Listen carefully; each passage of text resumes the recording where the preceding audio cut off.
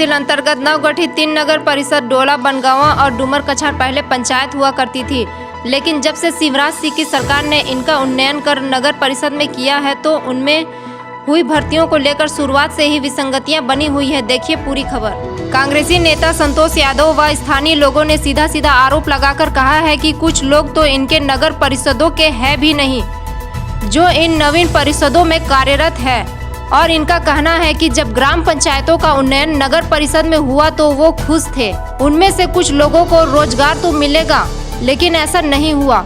युवाओं ने आरोप लगाया है कि नवीन सभी भर्तियां खारिज की जाए और फिर से नियमितः तर्कसंगत भर्तियां की जाए। सबसे पहले तो आपको बता दूं कि यहाँ किसी को भी पता नहीं चला, और जब अखबारों के माध्यम से, पत्रकार साथियों के माध्यम से पता चला भर्तियां हुई, जब हमने इसकी जानकारी ली, कांग्रेस पार्टी ने इसकी जानकारी ली, तो उसके बाद पता चला कि आप पूर्ण रूपेण जो है कहीं पे भी पारदर्शिता नहीं है और लोगों को भ्रम में रखा गया है।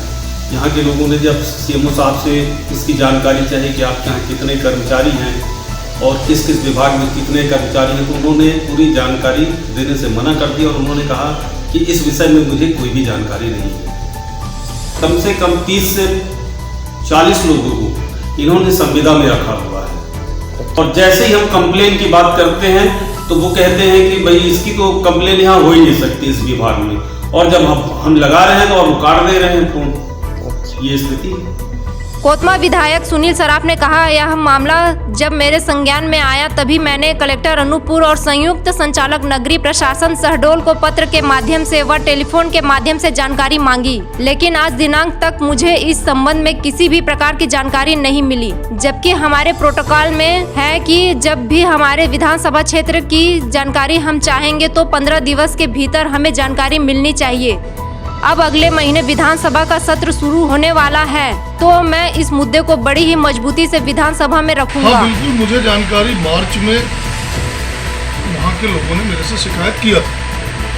मैं मार्च में वहाँ गया, बैठक किया, और लगभग शायद 28 मार्च को हमने कलेक्टर को और ज्वाइंट डायरेक्टर को पत्र लिखा कि इस तरह की बातें आ रही हैं चर्चा में, इसमें वास्तविकता क्या है।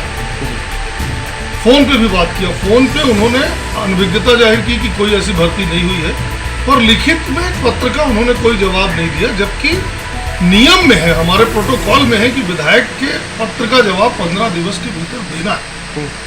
नहीं दिया। उसके बाद फिर लगातार खबरें मीडिया में आती रही। मैंने मीडिया के साथियों से भी कहा, सबसे कहा कि जो पूरा चल रहा है कि भर्तियां हुई हैं, सारे अधिकारी कह रहे नहीं हुई, अधिकारी जवाब नहीं दे रहे।